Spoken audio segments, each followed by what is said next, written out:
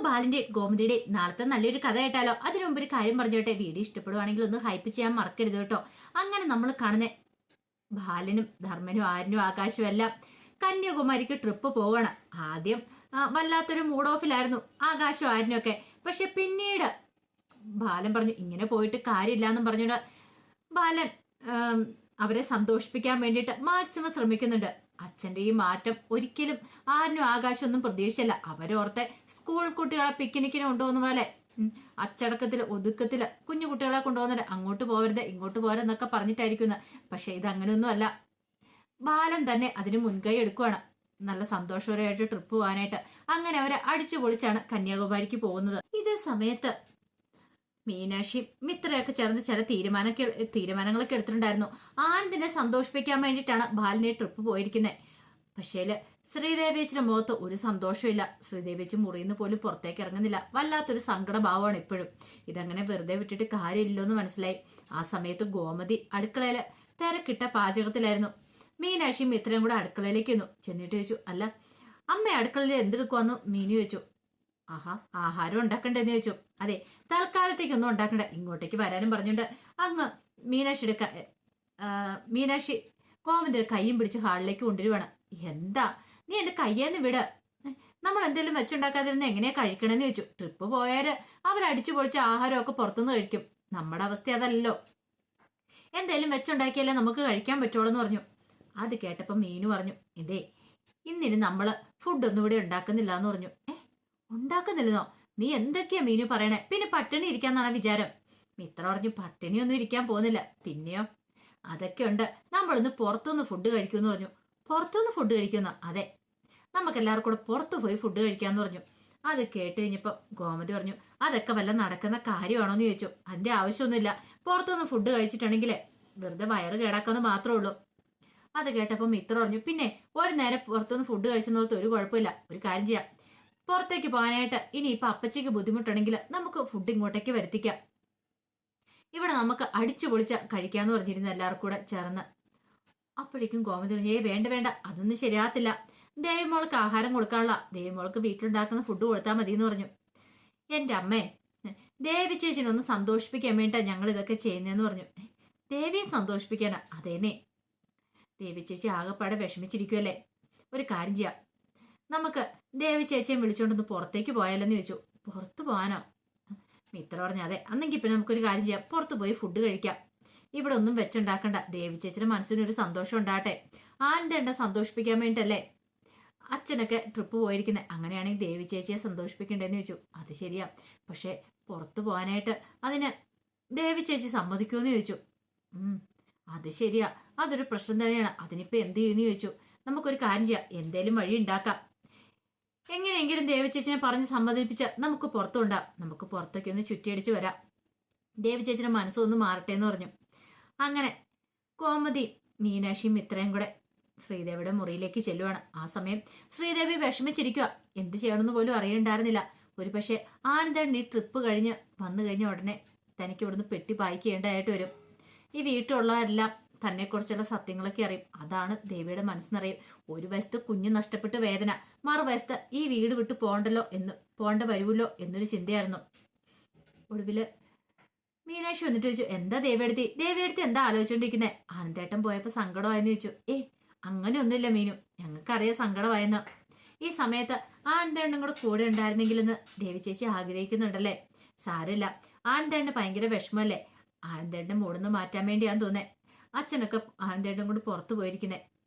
അത് കേട്ടപ്പോ ദേവി പറഞ്ഞു, ആനന്ദേട്ടൻ പോയിട്ട് വരട്ടെ, എനിക്ക് സന്തോഷമുള്ള കാര്യമാണ്. അല്ലെങ്കിലും ഈ വീടിനകത്ത് തന്നെ ഇരുന്നിട്ടുണ്ടെങ്കിൽ ആനന്ദേട്ടൻ ഭ്രാന്തി പിടിക്കുന്നവർ തോന്നും. ഈ അന്തരീക്ഷത്തിൽ നിന്ന് മാറി നിൽക്കുന്നല്ലാന്ന് പറഞ്ഞു. അത് കേട്ടപ്പോ ഗോമതി പറഞ്ഞു, എങ്കിൽ നമുക്കൊരു കാര്യം ചെയ്യാൻ പോളെ, നമുക്കൊന്ന് പുറത്തു പോയാലോ, പുറത്തുനിന്ന് ഫുഡ് കഴിക്കാന്ന് പറഞ്ഞു. ശ്രീദേവി പറഞ്ഞു, ഞാനില്ലമ്മേ, ഞാൻ ഒരിടത്തേക്കും ഇല്ലാന്ന് പറഞ്ഞു. മിത്ര പറഞ്ഞു, അതെന്ത് പരിപാടിയാ കാണിക്കണേ? അവര് പുറത്തുപോയി അടിച്ചു പൊളിക്കുമ്പോ നമ്മളിവിടെ കഞ്ഞിയും കറിയും വെച്ച് വീടിനകത്ത് ഇരുന്നിട്ട് കാര്യമുണ്ടോ? നമുക്കൊന്ന് അടിച്ചു പൊളിക്കേണ്ടതെന്ന് ചോദിച്ചു. അതെ, എത്ര ദിവസം കൂടിയാ ഞാൻ ട്രെയിനിങ് കഴിഞ്ഞ് ഇങ്ങോട്ടേക്ക് വരുന്നേ. നമ്മളെല്ലാരും കൂടെ ഒന്ന് അടിച്ചു പൊളിച്ചിട്ട് എത്ര ദിവസമായി. വന്നു കഴിഞ്ഞപ്പോ ഓരോരോ പ്രശ്നങ്ങള്, അതുകൊണ്ട് നമുക്ക് പുറത്തു പോകാന്ന് പറഞ്ഞു. ശ്രീദേവി പറഞ്ഞു, ഞാൻ വരുന്നില്ല, നിങ്ങൾ പുറത്തു പോയിട്ട് പോരേന്ന് പറഞ്ഞു.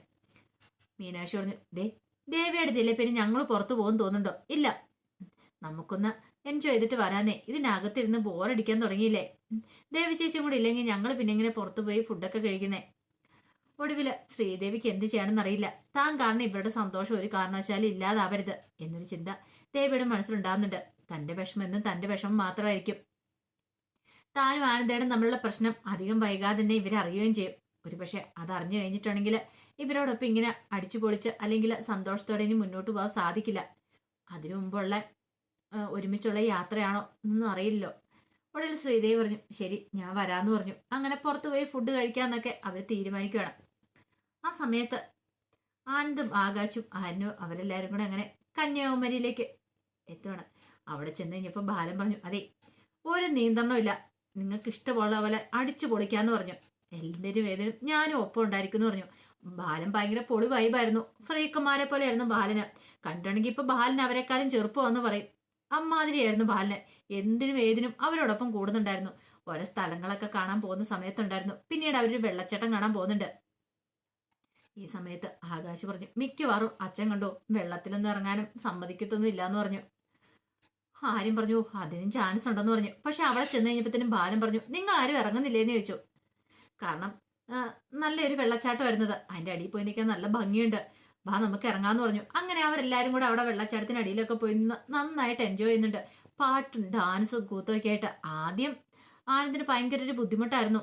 ആനന്ദ് മാറി മാറി നിൽക്കുമായിരുന്നു അതിനകത്തൊന്നും പങ്കെടുക്കാതെ.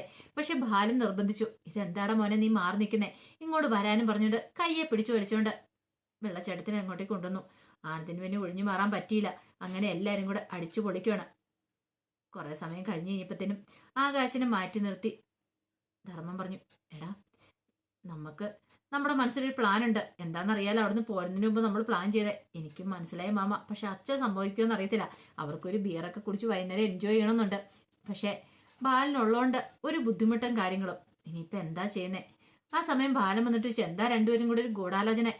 ഒന്നുമില്ല അളിയാന്ന് പറഞ്ഞു. എനിക്കറിയാം എന്താന്ന്. എന്ത് വൈകുന്നേരം ആഘോഷിക്കുന്നതിനെ കുറിച്ച് അല്ലേന്ന് ചോദിച്ചു. അത് കേട്ടപ്പോൾ ധർമ്മൻ ഒരു ഞെട്ടലോടുകൂടി ആകാശിനെ നോക്കുകയാണ്. ബാലൻ പറഞ്ഞു ട്രിപ്പ് വരും വല്ലപ്പോഴേക്കും അല്ലേ ഉള്ളൂ, ഇന്ന് ഞാൻ നിങ്ങൾക്ക് പെർമിഷൻ തന്നിരിക്കുന്നു പറഞ്ഞു. ഒരു ഞെട്ടലോട് കൂടിയിട്ട് ധർമ്മം ബാലിനെ നോക്കി. പിന്നീട് ബാലിനെ പോയി കെട്ടിപ്പിടിക്കുകയാണ്. എന്റെ അളിയാ ഇങ്ങനെയൊന്നും ഞങ്ങൾ ഒരിക്കലും പ്രതീക്ഷിച്ചില്ല എന്ന് പറഞ്ഞു. എന്നാലും സമ്മതിച്ചു തന്നിരിക്കുന്നു. ഇപ്പോഴൊരു സന്തോഷ സമാധാനമായെന്ന് പറഞ്ഞു. ഇങ്ങനെ വേണം അളിയന്മാരാണെങ്കിൽ. ഈ ഒരു വൈബാ ഞങ്ങൾക്ക് വേണ്ടത്. അല്ലാതെ ആ ഗോമതി സ്റ്റോഴ്സ് ബാലിനെ പോലെ ഏത് സമയം വഴക്കും പ്രശ്നങ്ങളൊക്കെ ആയിട്ട് എന്തായിരുന്നു. ഇങ്ങനൊരു ബാലിന് ഗോമതി സ്റ്റോഴ്സ് ബാലിന്റെ ഉള്ളിൽ ഉറങ്ങി കിടപ്പുണ്ടെന്ന് അറിയുമായിരുന്നെങ്കിൽ ഞങ്ങൾ പണ്ടേ ഇറങ്ങി പുറപ്പെട്ടേനെന്നൊക്കെ ധർമ്മൻ പറയാണ്. ഈ സമയത്ത് ശ്രീദേവി റെഡിയായി. പിന്നീട് മീനാക്ഷി മിത്രയ്ക്ക് അങ്ങോട്ട് വന്നു. അങ്ങനെ അവര് പുറത്തു പോകാനായിട്ട് ഇറങ്ങി വരുവാണ്. ആ സമയത്താണ് ഉദയഭാനു അങ്ങോട്ടേക്ക് വരുന്നത്. ഉദയഭാനു എന്താണെങ്കിലും അവരുടെ യാത്ര മുടക്കും. അതിനു വേണ്ടിയിട്ടുള്ള വരവാണ്. കാരണം ഉദയഭാനു ചില പ്ലാനുകളൊക്കെ മനസ്സിൽ കണ്ടിട്ടുണ്ടായിരുന്നു. അപ്പൊ അതിന് വേണ്ടിയിട്ടാണ് ഉദയഭാനു അങ്ങോട്ടേക്ക് വന്ന പോലും. അപ്പൊ അതിന്റെ വിശേഷങ്ങളൊക്കെയാണ് നമ്മൾ കാണാനായിട്ട് പോകുന്നത്. ഇനി എന്തായി തീരും എങ്ങനെയായി തീരും എന്നൊക്കെ നമുക്ക് കണ്ടറിയണം. അതിന്റെ വിശേഷങ്ങളൊക്കെ നമുക്ക് എല്ലാവർക്കും കാത്തിരിക്കാട്ടോ. ഒരിക്കൽ കൂടി എല്ലാവർക്കും ശുഭരാത്രി നേർന്നുകൊണ്ട് നിർത്തുന്നു. നന്ദി.